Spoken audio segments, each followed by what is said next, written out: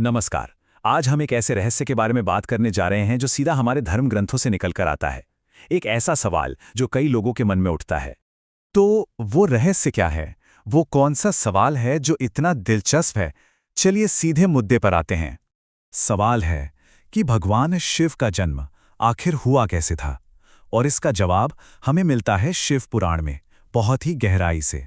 तो शिव पुराण कहता है कि भगवान शिव स्वयंभू हैं। अब स्वयंभू का मतलब क्या होता है? इसका मतलब है जो खुद से पैदा हुए हों, मतलब उनका जन्म किसी माँ बाप से नहीं हुआ, वो अपनी मर्जी से, अपनी इच्छा से प्रकट हुए हैं। अच्छा, तो ये बात कि शिव स्वयंभू क्यों है, इसको समझने के लिए एक बहुत ही मजेदार पौराणिक कथा है। और इस कहानी की शुरुआत होती है एक बड़ी ही जबरदस्त बहस से। तो कहानी कुछ यूं है कि एक बार सृष्टि के रचयिता यानी ब्रह्मा जी और सृष्टि के पालनहार यानी विष्णु जी, इन दोनों के बीच इस बात पर बहस छिड़ गई कि भाई दोनों में से ज्यादा बड़ा कौन है, ज्यादा शक्तिशाली कौन है। दोनों ही कह रहे थे मैं सबसे महान हूं, नहीं मैं सबसे महान हूं।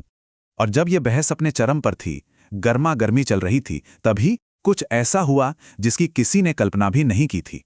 उनके सामने एक बहुत ही रहस्यमयी चुनौती आ खड़ी हुई। अचानक उन दोनों के बीच आग की लपटों से घिरा हुआ एक बहुत ही बड़ा, एक विशाल रोशनी का खंभा प्रकट हो गया। ये कोई मामूली खंभा नहीं था, ये तो खुद महादेव का ही एक रूप था।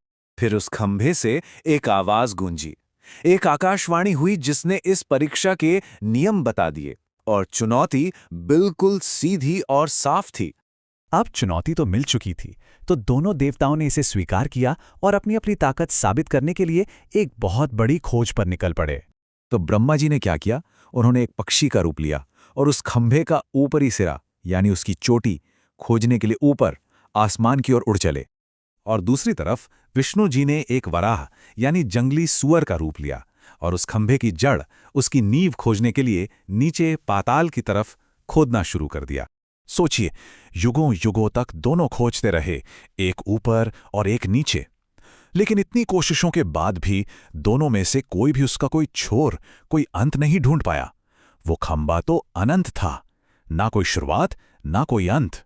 आखिरकार दोनों देवताओं को ये एहसास हो गया कि ये कोई साधारण स्तंभ नहीं है, ये उनकी समझ से परे है।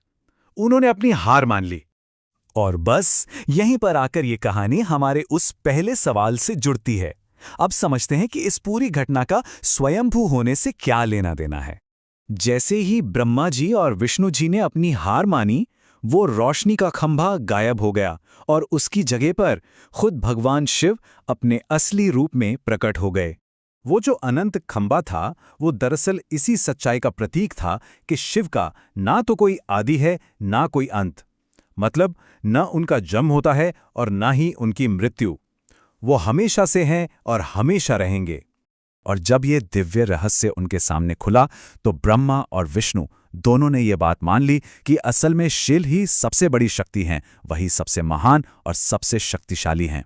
तो देखिए, ये कहानी हमें एक बहुत ही गहरे सवाल के साथ छोड़ जाती है कि अगर किसी चीज़ की कोई शुरुआत ही नहीं है और कोई अंत भी नहीं है, तो फिर आखिर सच क्या है? जरा सोचिएगा इस बारे में।